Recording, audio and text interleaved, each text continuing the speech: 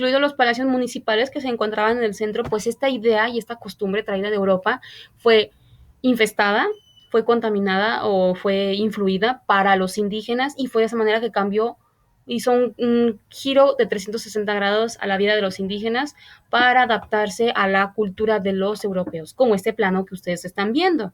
Y este plano, déjenme les digo, es un plano de León, un plano de León, Guanajuato, un plano guanajuatense, como lo que están viendo en esta pantalla. Si se fijan, todo lo que tiene Guanajuato, todo Guanajuato, pues es influencia virreinal novohispana, ¿sí?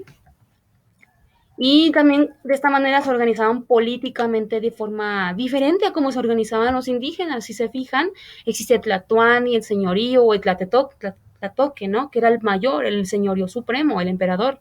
Y de ahí le seguían los nobles, ¿se acuerdan? Los pitli y todo eso. Y después le enseñan los pochtecas, y luego después le enseñan los macehuali, y después le enseñan los esclavos. ¿Se acuerdan? Ya no se organizaban así los indígenas una vez que llegaban los españoles.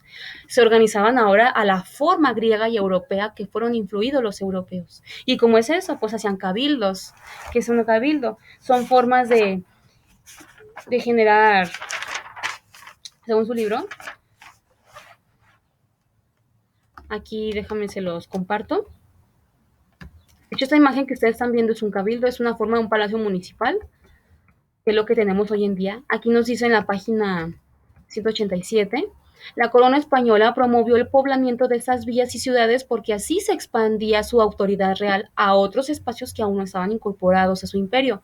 Y para su organización se conformaron cabildos españoles, que eran tribunales de justicia en los que se resolvían los asuntos de la población. ¿Sí? Es como una forma de juzgado, donde existía la señoría o el juez para poder juzgar las los actos ilícitos o ilegales, ¿sí? O resolver asuntos de injusticia.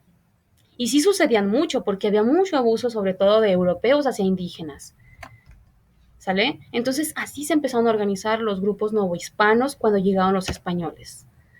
Y pues también llegó principalmente la influencia religiosa, la Iglesia Católica, que comenzó a evangelizar a los grupos indígenas de nuestro país. Y esto fue principalmente traído por frailes. Y no solo se dedicaban a bautizar, también se dedicaban a educar, a la beneficencia y a la salud. Y principalmente la llevaban a cabo, pues, en los conventos o seminarios, como eran las monjas, ¿no? Para poder atender a los enfermos, alimentar a los pobres, educar a las poblaciones, ¿sale? Y la beneficencia, pues que era principalmente aportada por los ricos, aportada por los duques o por los marqueses, ¿no? Españoles. O los mismos que tenían títulos nobiliarios, que eran los reyes o la gente rica, ¿no?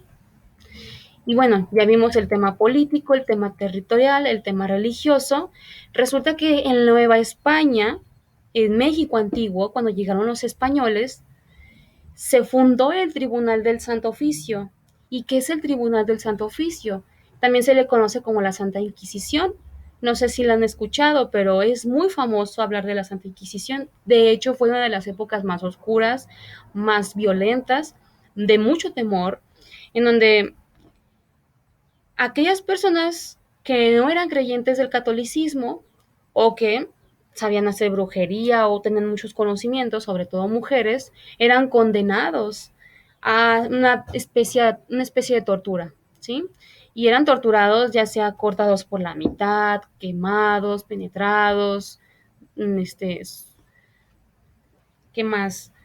Violados también, o donde les ponían ratones en sus estómagos para que se comieran las entrañas. Eran formas creativas de torturar a la población si es que no o se resistía a la creencia católica. Y esta es una de las fotos también, esta es una forma más de violencia o de tortura de parte de la Santa Inquisición. Y esto era una forma de castigo de los españoles hacia con los indígenas que se resistían a creer en la Iglesia Católica, ¿sí?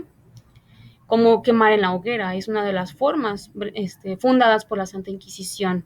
Y esta es una de las ideas que se trajo de parte de Europa, España, como estas ideologías medievales, para poder castigar y someter a los pueblos indígenas que no quisieran creer